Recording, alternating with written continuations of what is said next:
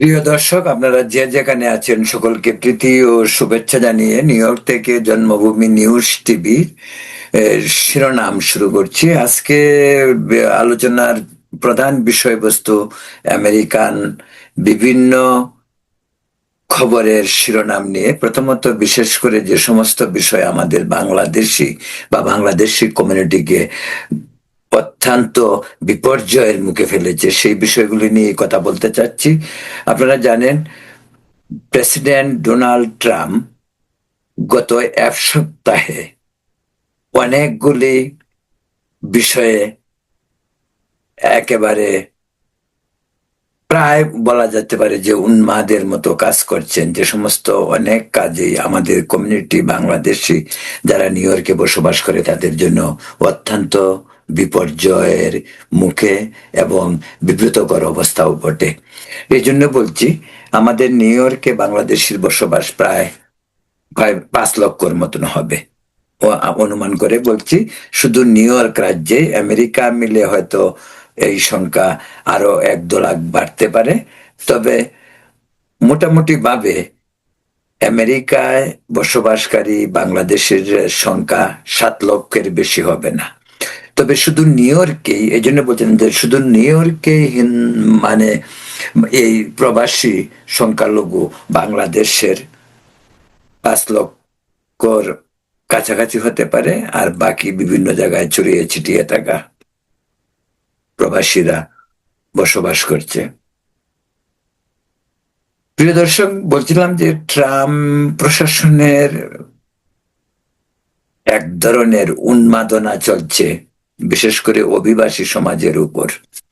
তার প্রেক্ষিতেই গত এক সপ্তাহে প্রায় তিনটি বিষয়ের উপর আলোকপাত করা হচ্ছে। প্রথমে আমি শিরোনামগুলি বলি, যেমন ভিসা বন্ড, দেশের তালিকায় বাংলাদেশ। প্রায় 40টি দেশের তালিকা প্রকাশ করা হয়েছে, তার মধ্যে বাংলাদেশ 19 নম্বরে। এবং এটা খুব দুঃখজনক, বিব্রতকর এবং আমাদের জন্য লজ্জাও যে এমন সব দেশের পাশাপাশি বাংলাদেশের নামটি এলো, যে সমস্ত দেশের সম্পর্কে পশ্চিম দুনিয়ার মানুষের ধারণা, বিশেষ করে মানে আমেরিকানদের ধারণা হতদরিদ্র, জঙ্গি বা বিভিন্ন অপকর্মের সঙ্গে জড়িত যে সমস্ত দেশ, তাদের নাম বেশিরভাগ দেশ আফ্রিকার। আমাদের বাংলাদেশের উপমহাদেশে আরো 2টি দেশ, যাদের ছোট দেশ সংখ্যাও তাদের কম, সেটা হলো ভুটান এবং নেপালকে এখানে রাখা হয়েছে। বাংলাদেশ 19 নম্বর, আগেই বলছি। বিষয়টা কি? বিষয়টা হলো, বিষয়টা যে খুব অপ্রত্যাশিত ছিল তা নয়, কিন্তু এ নিয়ে আলোচনা চলছিল। আর এটা শুধু আমেরিকাতে এরকম আইন করা হয়েছে তাও নয়, এর আগে ইংল্যান্ডে ওই আইন করা হয়েছিল, নিউজিল্যান্ডে করা হয়েছিল, এরকম পৃথিবীর আরো অনেক দেশে এই ধরনের আইন করেছিল। ভিসা বন্ডের উদ্দেশ্যটা হলো এরকম যে বাংলাদেশ থেকে যে আসবে,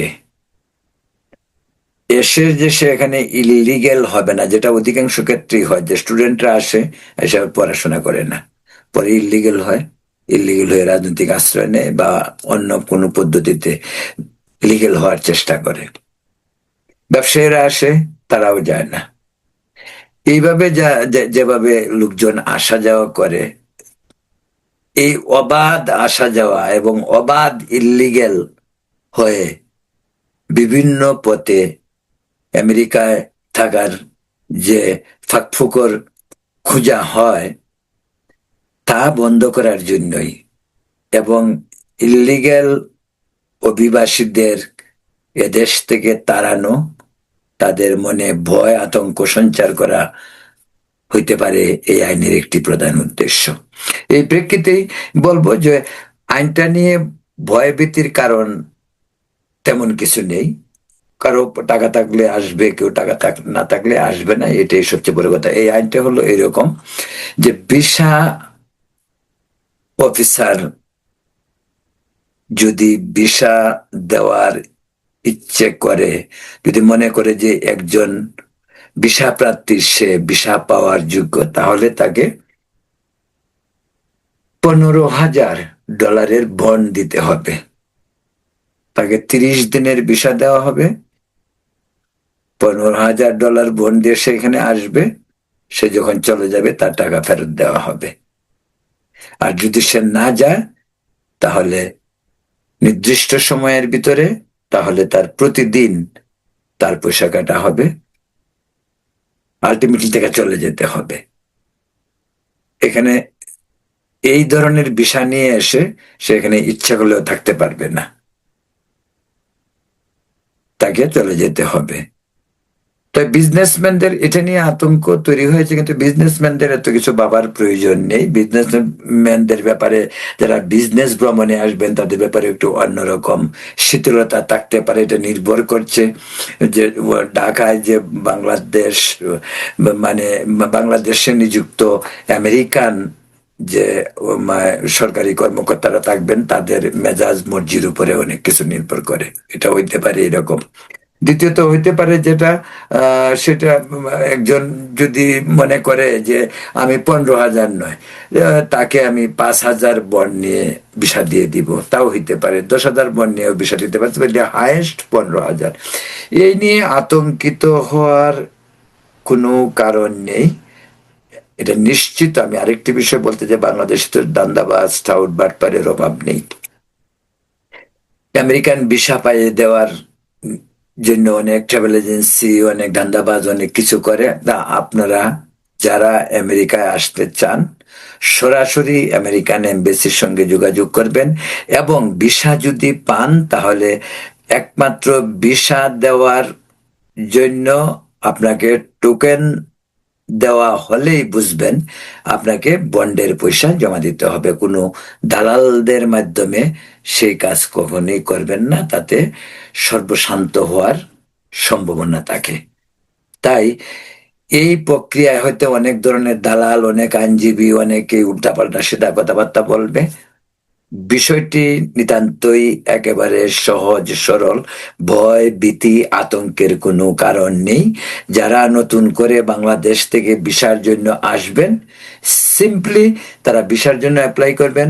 আপনি ভিসা পাচ্ছেন কি পাচ্ছেন না, আমেরিকান ভিসা অফিসার আপনাকে বলবে, আর ভিসা পেলে কত টাকা বন্ড হিসাবে দিতে হবে সেটা ওরাই বলে দিবে, এবং তাদের ওইখানেই টাকা জমা দিতে হবে।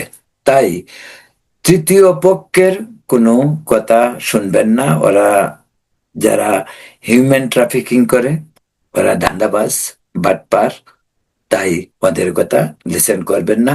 আবারও বলছি, বন্ড সিস্টেমটা এই কারণেই করা হয়েছে, যারা আমেরিকায় এসে পরে আর যায় না, বিভিন্ন অজুহাতে পরে লিগেল হওয়ার চেষ্টা করে, এই প্রক্রিয়াটি বন্ধ করার জন্যই এই ব্যবস্থা গ্রহণ করা হয়েছে। Very simple and easy, you don't have to worried about it. এই জন্য কথাটি বারবার বলার উদ্দেশ্য, এই সুযোগ নিয়ে অনেক দান্দাবাজ, বাটপার, আদম পাচারকারী বিভিন্ন ধরনের সুযোগ নিতে চাইবে। তাই আপনারা বি কেয়ারফুল থাকবেন। অন্য একটি বিষয়, 3টি এয়ারপোর্ট দিয়েই শুধু আপনি যখন ভিসা পাবেন, আমেরিকাতে এন্টার ঢুকতে হলে 3টি এয়ারপোর্ট দিয়ে শুধু ঢুকতে পারবেন। ওই 3টি এয়ারপোর্ট হলো: 1, নিউ ইয়র্কের জেএফকে; 2, বস্টনের Logan airport, international airport; 3, Washington Dulles airport. তা আমি আপনাদেরকে আবার বলছি যে শুধু 3টি এয়ারপোর্ট দিয়ে নতুন এই ভিসা প্রক্রিয়া, যারা ভিসা পেয়ে আমেরিকায় আসবেন, তারা শুধু 3টি, ইভেন যারা ক্যালিফোর্নিয়াও যাবেন তাদেরও কিন্তু নিউ ইয়র্ক, ওয়াশিংটন অথবা বোস্টন হয়ে যেতে হবে। এক কথায় শুধু এই 3টি এয়ারপোর্ট দিয়েই বাংলাদেশিরা আমেরিকায় ঢুকতে পারবে: বস্টন, নিউ ইয়র্ক, ওয়াশিংটন। বস্টনের Logan airport international airport, new ইয়র্কের জেএফকে ইন্টারন্যাশনাল এয়ারপোর্ট এবং ওয়াশিংটনের ডোলোস ইন্টারন্যাশনাল এয়ারপোর্ট। তাই এই বিষয়টি আপনারা অত্যন্ত মনে রাখবেন, যেটি অত্যন্ত মনে রাখা প্রয়োজন। অন্য কোনো এয়ারপোর্টে কোনো ট্রাভেল এজেন্সি যদি আপনাদেরকে অন্য এয়ারপোর্টে ইজি শর্টকাট কম পয়সা এরকম ধান্দা করে, তাহলে এই ধান্দা থেকে দূরে থাকবেন। শুধু 3টি airport, Boston, New York, Washington international airport দিয়ে যুক্তরাষ্ট্রে ঢোকা যাবে। অন্য একটি বিষয়, সেটা বিস্তৃত ব্যাখ্যার প্রয়োজন নেই, সেটা ওই যে আমরা যে রেমিটেন্স পাঠাই বাংলাদেশে, বিশেষ করে আমেরিকা থেকে যারা রেমিটেন্স পাঠায়, আমেরিকান সরকার এখন একটি আইন করেছে, সেটা হলো রেমিটেন্স পাঠালে ট্যাক্স দিতে হবে 1%, 1%, 1% ট্যাক্স দিতে হবে। ধরা যাক আমি $100 পাঠাবো বাংলাদেশে, তার জন্য $1, $1 সরকারকে ট্যাক্স দিতে হবে। এটার আবার বিভিন্ন ক্যাটাগরি রয়েছে। ক্যাশ পয়সা দিলে যে ট্যাক্স দিতে হবে, আবার সেই পয়সা যদি চেকে যাওয়া যায় তাহলে নাও দিতে হতে পারে। তাই এখানে সোনালী এক্সচেঞ্জ, সানমান এক্সচেঞ্জ, রূপালী এক্সচেঞ্জ ছিল যেটা আগে, বা এখানে বিভিন্ন রেমিটেন্স কোম্পানিগুলির কাছ থেকে আপনারা সর্বশেষ তথ্য পাবেন। বিশেষ করে আমি একটি কথা বলবো, যে যেহেতু সোনালী এক্সচেঞ্জ বাংলাদেশের সরকারের প্রতিষ্ঠান বলা যায়, সেখানে আপনি নির্ভরযোগ্য এবং প্রকৃত ঘটনা সবকিছু জানতে পারবেন। তা আপনারা যারা সোনালী এক্সচেঞ্জের মাধ্যমে পয়সা পাঠান, সোনালী এক্সচেঞ্জে যাবেন। সানমান, যেটা রেমিটেন্স কোম্পানি, যেটা আগে ছিল রূপালী এক্সচেঞ্জ, তাদের কাছেও সেই সমস্ত তথ্য পেতে পারেন। এছাড়াও স্ট্যান্ডার্ড এক্সপ্রেসওয়ে বা এবি ব্যাংক, ওদের মাধ্যমেও নিউ ইয়র্ক থেকে প্রবাসীরা বাংলাদেশে রেমিটেন্স পাঠিয়ে থাকে। তাই রেমিটেন্সের এই ট্যাক্স 1% ট্যাক্স দিতে হবে। $100 $1, 1000 $10, এরকম ট্যাক্স দিতে হবে। সেই বিষয়টিও আপনাদের মাথায় রাখা উচিত। অন্য আরেকটি বিষয়, সেটা হলো যে সরকারের কাছ থেকে যে সমস্ত সুযোগ সুবিধা নেওয়া হয় এজ এ আমেরিকান নাগরিক অথবা আমেরিকান যে গ্রিন কার্ড প্রাপ্ত যারা রেসিডেন্টস, তারা সেই তালিকায়ও আমাদের নাম এসেছে। সেই তালিকায় দেখা যাচ্ছে বাংলাদেশের প্রায় 55% বাংলাদেশি যারা সরকারের সুযোগ সুবিধাগুলি নেয়। এই তালিকায় অবশ্য আমাদের প্রতিবেশী কোনো দেশ নেই। প্রতিবেশী দেশ ভারত নেই, কিন্তু নেপাল এবং ভুটান রয়েছে, পাকিস্তান রয়েছে। তো এই ইস্যুগুলি জানা রাখা দরকার, কারণ এই ব্যাপারে, কারণ সরকার চাচ্ছে না যে একজন প্রবাসী সে সরকারের পয়সা, এই দেশে সবকিছুরই একটা হিসাব আছে। সরকারের পয়সা একটা হিসাব থাকা দরকার। আর এই বিশেষ করে এই সাম্প্রতিক অর্থনৈতিক বিভিন্ন সংকেত সরকারকে অনেক ভাবিয়ে তোলে। ফেডারেল গভর্নমেন্ট, স্টেট গভর্নমেন্ট এবং সিটি গভর্নমেন্ট প্রায় সকলের কাছ থেকেই অভিবাসীরা সুযোগ সুবিধা পায়। যার প্রয়োজন সেও নেয়, যার প্রয়োজন নেই সেও গ্রহণ করে। এই সমস্ত বিষয়গুলিকে বন্ধ করার জন্য ট্রাম্প প্রশাসন ব্যাপকভাবে কাজ করছে। তাদের কাছে এমনও প্রমাণ আছে, যেমন মেডিকেল সুযোগ সুবিধা, মেডিকেড, মেডিকেয়ার বা মেডিকেল ইন্স্যুরেন্স বিভিন্নভাবে যেভাবে কাজ করে আর মানুষ যে সুযোগ সুবিধা যেভাবে নিচ্ছে, সেটা অনেকাংশেই যার প্রয়োজন সেও নিচ্ছে, যার প্রয়োজন নাই সেও নিচ্ছে, সেও হয়তো বিভিন্নভাবে প্রমাণ করতে চাচ্ছে যে হি ইজ এলিজিবল, কিন্তু আসলে সে এলিজিবল নয়। তো বুঝতেই পারেন যে বিভিন্নভাবেই করা হয়, অনেক ফাঁকফোকর থাকে, এগুলি ইউজ করা হয়। পরবর্তীতে যখন সরকার সিরিয়াস ভাবে অনুসন্ধান করে, সেখানে অনেক গরমিল মিলে, এবং গরমিল পেলে যেটা হয় সেটার পরিণতি অনেক সময় অনেক ভয়াবহ হয়। তো প্রিয় দর্শক, এই ব্যাপারটিও অত্যন্ত সতর্কতার সাথে উপলব্ধি করতে হবে, কারণ পার্সেন্টেজটি 55% বাংলাদেশি পরিবার সরকারি সুযোগ সুবিধা নেয়। এটা আমি মনে করি আমাদের প্রবাসী মানুষের জন্য, বাংলাদেশের জন্য খুবই অনাকাঙ্ক্ষিত ঘটনা। এবং আর যদি এরকম হয়, যারা সরকারি সুযোগ সুবিধা পাওয়ার যোগ্য নয়, তারা কেনই বা সরকারের সুযোগ সুবিধাগুলি নেবেন?